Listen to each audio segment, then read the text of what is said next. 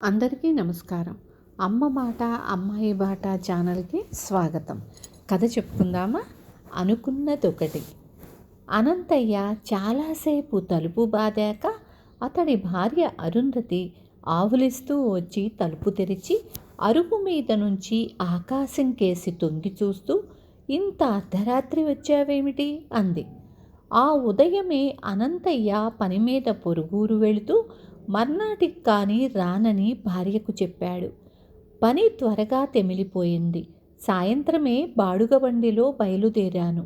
సగం దారిలో బండి బురదలో దిగబడిపోయింది.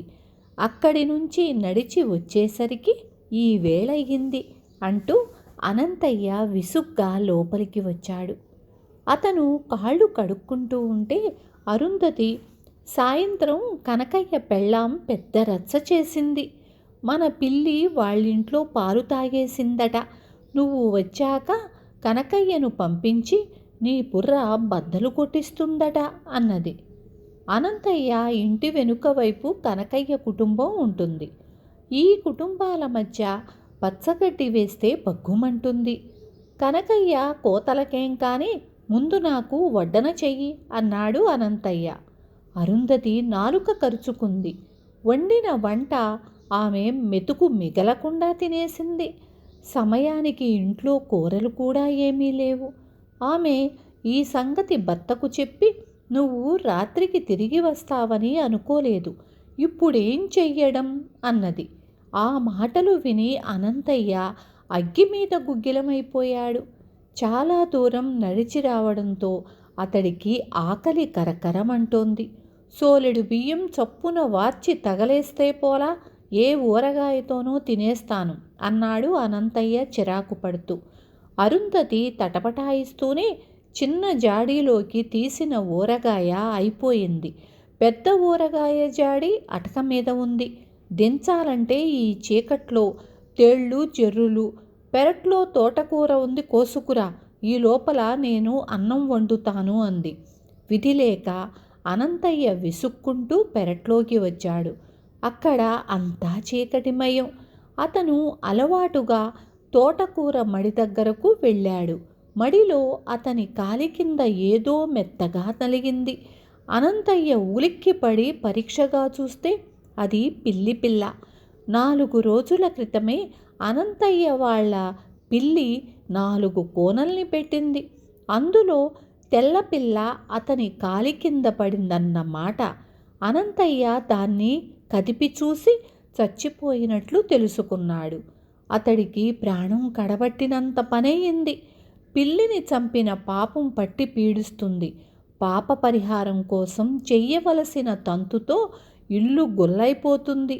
అరుంధతికి ఇలాంటి వాటిల్లో పట్టింపులు జాస్తి. గుట్టు చప్పుడు కాకుండా మడిలోనే దాన్ని పాతిపెట్టి గట్టిగా చెంపలు వేసుకుంటే కొంతవరకు పాప పరిహారం అయిపోతుందనుకున్నాడు అనంతయ్య. అరుంధతి వంటగదిలో ఉంది. అనంతయ్య చప్పుడు కాకుండా తోటకూర మడిలో గుణపంతో తవ్వి పిల్లి కూనను పాతిపెట్టి తోటకూర కోసుకొని ఇంట్లోకి వెళ్ళిపోయాడు. తోటకూర కొయ్యడానికి నీకు ఇంతసేపు పట్టింది, నేను మాత్రం వంట చిటికెలో చేసేయాలి అని భర్తను సాధిస్తూ తోటకూర పులుసు కాచింది అరుంధతి. అయితే ఆ రాత్రి వేళ పెరట్లో ఏదో శబ్దమైతే చూడవచ్చిన కనకయ్య భార్య చీకట్లో అనంతయ్య తోటకూర మడిలో తవ్వుతూ ఉండటం చూసి ఆశ్చర్యపోయి ఈ వార్త చెప్పేందుకు గదిలోకి వెళ్ళి భర్తను గట్టిగా తట్టి లేపింది. అర్ధరాత్రి ఏం కొంప మునిగిందని నిద్రలేపావు అంటూ కనకయ్య కళ్ళు తెరిచి ఒళ్ళు విరుచుకున్నాడు. లేలే, మన కొంప నిండబోతోంది. అనంతయ్య తోటకూర మడితవ్వి బంగారమో డబ్బో దాచిపెట్టాడు. ఊళ్ళో దొంగల భయం జాస్తిగా ఉంది కదా. వాళ్ళు పడుకోగానే నువ్వు గుట్టు చప్పుడు కాకుండా గోడ దూకిపోయి ఆ డబ్బు పట్టుకురా. ఈ విధంగా అయినా వాళ్లకు మంచి శాస్తి చెయ్యాలి అన్నది కనకయ్య భార్య. డబ్బు మాట వింటూనే కనకయ్యకు పూర్తిగా నిద్రమత్తు వదిలిపోయింది. అనంతయ్య దాచింది తవ్వి తెచ్చుకోవడానికి అతను చిన్న పెట్టె తీసుకొని బయలుదేరాడు. గోడ దూకి అనంతయ్య తోటకూర మడిలో తవ్విన గుర్తు త్వరలోనే తెలుసుకున్నాడు. గుణపంతో ఆ స్థలాన్ని తిరగతోడబోతున్న కనకయ్య కంఠానికి చల్లగా ఏదో తగిలింది. అతను ఉలిక్కిపడి తల ఎత్తి చూసేసరికి పక్కనే నల్లటి దుస్తుల్లో భయంకరంగా ఉన్న దొంగ కనిపించాడు. కష్టపడి గొయ్యి తవ్వి డబ్బు దాచడానికి అవస్థపడుతున్నావెందుకు? ఆ పెట్టె నాకిచ్చి శుభ్రంగా చేతులు కడిగేసుకో అన్నాడు దొంగ కరకుగా. దొంగను చూసిన కనకయ్యకు కాళ్ళు చేతులు ఆడకపోయినా బుర్ర మాత్రం చురుగ్గానే పనిచేస్తున్నది. దొంగ ఈ ఇల్లు తనదని, తాను డబ్బు పాతిపెట్టబోతున్నానని అనుకుంటున్నాడు. ఈ అవకాశం ఉపయోగించుకొని దొంగ చేత అనంతయ్య ఇల్లు దోయించాలనుకున్నాడు కనకయ్య. అతను మూత తెరిచి ఖాళీ పెట్టెను దొంగకు చూపుతూ, నా భార్య ఈ పెట్టె పట్టే అంత గుంట తవ్వమంది. తన నగలన్నీ తెచ్చి ఇందులో వేస్తుందట. పోయి తలుపు తట్టి ఆమెను పిలిచి గొడవ చెయ్యకుండా ఆ నగలేవో పట్టుకుపో, నన్ను మాత్రం ఏమీ చెయ్యకు అన్నాడు. నా గొంతు వింటే తలుపు తెరుస్తుందా? నీ పెళ్ళాన్ని నువ్వే పిలువు. ఆవిడ బయటకు వచ్చాక ఆ నగల సంగతేమిటో నేను చూసుకుంటాను అంటూ దొంగ కనకయ్య మెడపట్టుకొని అతన్ని అనంతయ్య పెరటి గుమ్మం దగ్గరకు లాక్కుపోయాడు. ఇప్పుడు కనకయ్యకు దొంగ భయం పోయి మహా సంతోషంగా ఉంది. అతను పెద్దగా గొంతెత్తి, అరుంధతి త్వరగా రా అంటూ కేక పెట్టాడు. తలుపు తెరవగానే అతను భార్యకు ఏమైనా సైగలు చేస్తాడేమో అని అనుమానించిన దొంగ కనకయ్యను పెడగా తోసి తాను తలుపు దగ్గరగా నిలబడ్డాడు. కనకయ్య మరొకసారి అరుంధతి అంటూ గట్టిగా కేక వేశాడు. ఆ కేకకు అరుంధతికి మెలకువ రాలేదు గాని అనంతయ్య నిద్రలేచాడు. అర్ధరాత్రి ఎవరో కేక వెయ్యడం విని అతడికి పట్టరాని కోపం వచ్చింది. హఠాత్తుగా అతడికి కనకయ్య భార్య తన భర్త చేత బుర్ర బద్దలు కొట్టిస్తానన్న మాట కూడా గుర్తుకు వచ్చింది.